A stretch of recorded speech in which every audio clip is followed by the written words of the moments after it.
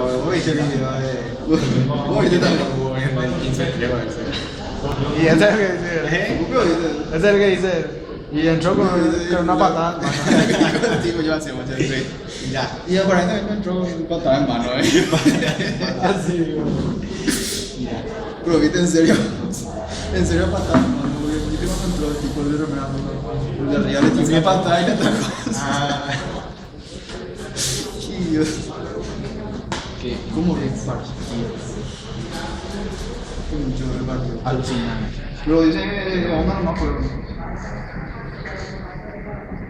¿Qué? De onda nomás, pero.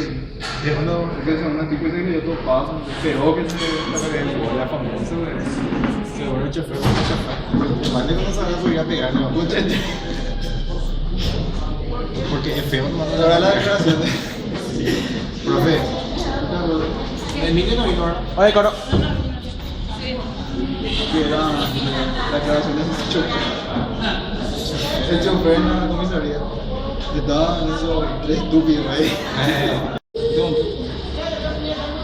Y los tipos lo van en guaraní. Normal, como guaraní. Y después se da la vuelta y ¿qué me dijo? Oye, no, un hombre español. Miguel. Ah, sí, Miguel. Oye, Miguel, ¿es cierto que tú te duermes en el bus? Después hablaba así, todo en guaraní normal. Oye, Miguel, ¿es cierto que tú te duermes en el bus? Una albañil. El español. Sí, tú es español.